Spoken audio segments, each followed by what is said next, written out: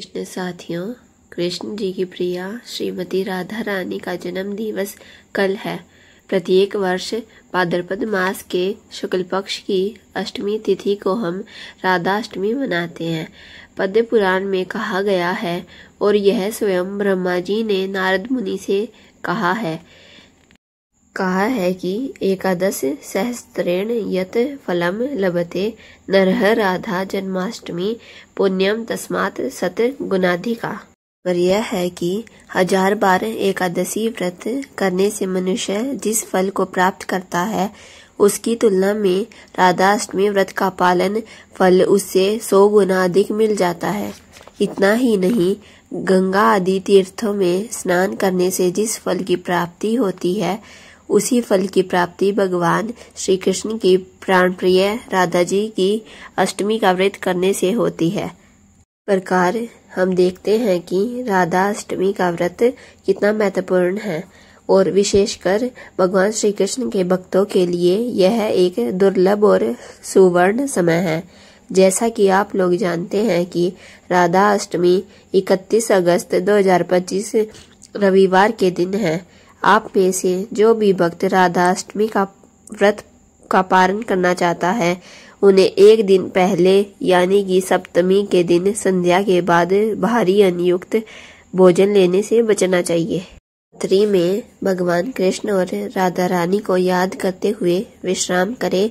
अपने मन को संयम में रखते हुए ब्रह्मचर्य व्रत का पालन करें और राधा अष्टमी वाले दिन प्रातः काल में ब्रह्म मुहूर्त में उठ जाएं और श्रीमती राधा रानी का स्मरण करें और प्रातःकालीन दैनिक कार्य समाप्त करें।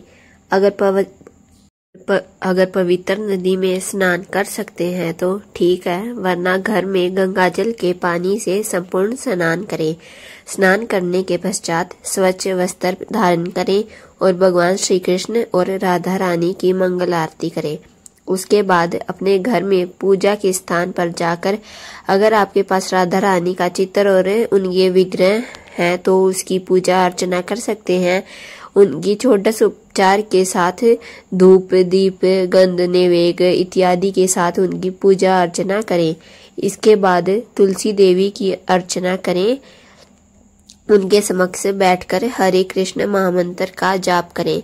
श्री कृष्ण महामंत्र में श्रीमती राधा रानी और कृष्ण जी के नाम अनेकों बार आते हैं और राधा अष्टमी के दिन आप अपनी क्षमता के अनुसार अधिक से अधिक हरे कृष्ण महामंत्र यानी हरे कृष्ण कृष्ण कृष्ण हरे हरे हरे राम राम राम हरे हरे इस महामंत्र का अधिक से अधिक संख्या में जाप कीजिए। राधा अष्टमी के दिन हम सभी उपवास का पालन करते हैं और विशेषकर यह उपवास दोपहर के समय तक रखा जाता है। अगर आप संपूर्ण निर्जल उपवास रख सकते हैं तो यह सबसे अच्छा माना जाता है, लेकिन अगर नहीं रख सकते तो केवल जल पर यह रखा जा सकता है। दोपहर में व्रत के बाद भगवान श्री कृष्ण और श्रीमती राधा रानी का पंचामृत से अभिषेक अवश्य करवाएं। अभिषेक करवाने के बाद श्रीमती राधा रानी और श्री कृष्ण को सुंदर वस्त्र पहनाएं। उन्हें स्वादिष्ट सात्विक अन्न भोग अर्पण करें और सब में तुलसी पत्तर रखें। भगवान के भोग स्वीकार करने के पश्चात उनकी विशेष आरती करें और धूप और पुष्प अर्पित करें। अभिषेक द्वारा जो चरणामृत आपको प्राप्त हो रहा है उसी से राधा अष्टमी का व्रत खोल सकते हैं। इस दिन प्रयास करें कि राधा रानी के विविध स्तोत्र और मंत्रों का जाप अवश्य करें। राधा कृपा कटाक्ष स्तोत्र का उच्चारण इस दिन करना चाहिए।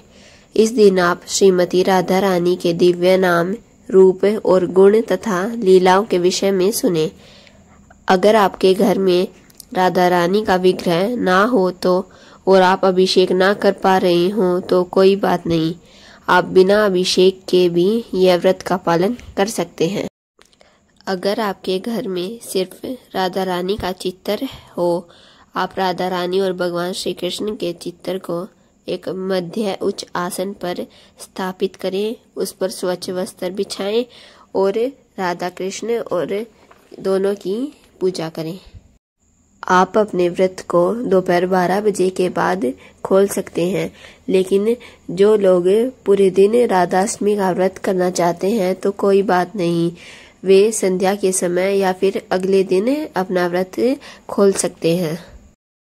आप अपने व्रत को चरणामृत से खोल सकते हैं। अगर किसी के पास चरणामृत नहीं हो तो उसने जो अनभोग राधा रानी और श्री कृष्ण को लगाया था उससे भी व्रत को खोल सकते हैं। आप दूध, जल, फलों का रस अर्पण कर सकते हैं तो यह अच्छा होगा और इससे ही अपना व्रत खोल लें। इस अष्टमी श्रीमती राधा रानी की कृपा प्राप्त करने का प्रयास करते हैं। उनके चरणों में अपने मन, शरीर और चेतना को समर्पित करते हैं और भक्ति भाव से राधा अष्टमी का व्रत करते हैं। जय श्री राधे कृष्ण। साथियों, अगर आपको वीडियो अच्छी लगे तो वीडियो को लाइक, शेयर एंड चैनल को सब्सक्राइब जरूर करें। राधे कृष्ण।